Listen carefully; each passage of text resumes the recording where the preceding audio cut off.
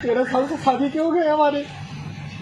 Sir मैं कहा जाऊँ। एक मनीष दुबे सर कमांडेंट है, उन्हीं साथ उनका अवैध संबंध है। मैंने सर उनको 22 फरवरी को रंगे हाथ अपने आवास पे पकड़ लिया था कि मेरी नौकरी जाने वाली। सर वो सर इतना सर घोटाला की हुई है, 10-10 लाख रुपए सर लेती है पट्टा करने का। उनके साथ कोई कार्रवाई नहीं हो रही है सर। जिला कमांडेंट होमगार्ड गाजियाबाद में है सर, वो खुद शादीशुदा पहले से है सर।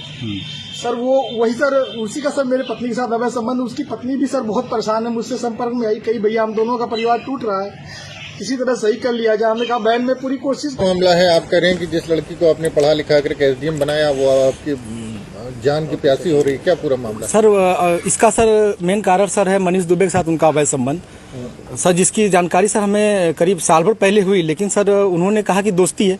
खैर सर हमारी पत्नी सर एसडीएम थी उस समय, इलाहाबाद प्रयागराज में सोराम तहसील में रही। तो मैंने कहा सर बड़े पद पे हैं, दोस्ती तो हो सकती सर, अधिकारियों से बात साथ बैठना उठना। तो मैंने सर उन्होंने मैं ये कह के टाल दिया, तो सर मैंने ध्यान नहीं दिया। सर इसकी भनक सर मुझे उसका ये जो शक था वो विश्वास सर 22 फरवरी को हुआ, जब मनीष दुबे गाजियाबाद से चलकर सर मेरे आवास एलनगंज स्थित सरकारी आवास पे आया और इनके साथ एक साथ कमरे में मैंने इनको देखा अवैध संबंध बनाते हुए।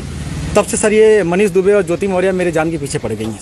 कौन है, पूरी कहानी बताइए, क्या मामला है? सर 2010 में ज्योति मौर्य के साथ मेरी शादी हुई सर।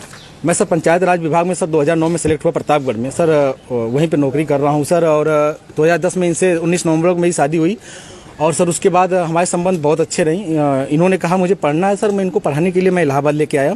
और इलाहाबाद में सर द काउंसिल कोचिंग है, वहाँ पे इलाहाबाद की सबसे अच्छी कोचिंग थी। मैंने वहाँ पे किसी तरह सर पिताजी के सहयोग से, भाइयों के सहयोग से और यहाँ तक कि मैंने अपने डीपीआरओ साहब के सहयोग से पैसा उधार लेके इनको कोचिंग कराया।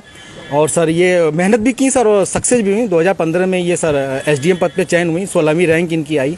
सर बहुत ही खुशी का माहौल हुआ कि हम एक छोटे पद पे रहते हुए अपनी पत्नी को इतना आगे ले गए।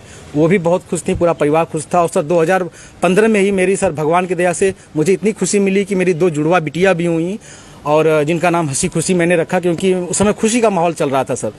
और सर बहुत अच्छा चल रहा था। लेकिन सर 2020 में ये मनीष दुबे जो जिला कमांडेंट होमगार्ड है उसकी एंट्री होती है हम दोनों पति पत्नी के बीच में। और सर घर इतनी तबाही पे पहुंच चुका है कि घर तो टूट ही रहा है, बच्चे तो दूर हो ही रहे हैं, पत्नी दूर हो ही रही है सर। यहाँ तक कि मैं मुकदमा भी मेरे ऊपर हो गया है और मेरी मौत की साजिश भी रची जा रही है।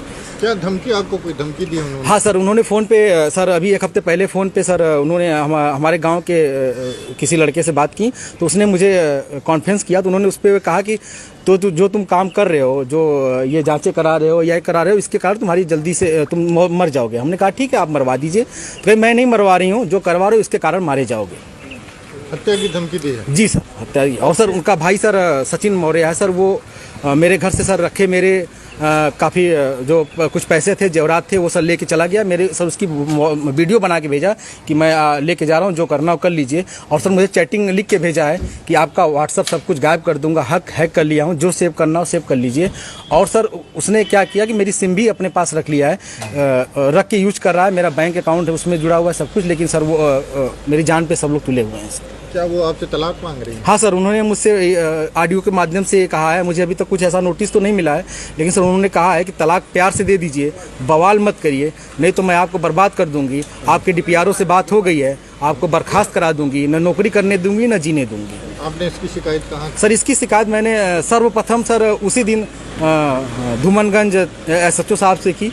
उन्होंने मुझे राजरूपुर पुलिस चौकी भेजा, मैं राजरूपुर पुलिस चौकी पे आवेदन दिया, लेकिन सर कोई सुनवाई नहीं हुई।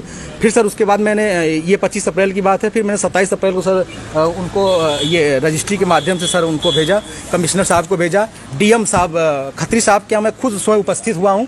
उनसे मैंने बात की कि सर आपके एसडीएम साहब हैं ऐसा कर रही हैं, तो उन्होंने कहा ठीक है मैं कार्रवाई करवाता हूँ। फिर मैं कमिश्नर साहब के यहाँ गया, कमिश्नर साहब को दिया, पुलिस कमिश्नर साहब के यहाँ उपस्थित हुआ, उनको दिया। फिर कहीं सुनवाई नहीं हुई तो सर मैं डीजीपी साहब के पास गया, डीजीपी साहब ने मेरे बात को संज्ञान में लिया, लेकिन फिर भी सर आवेदन ले लिया गया, कोई कार्रवाई नहीं हुई।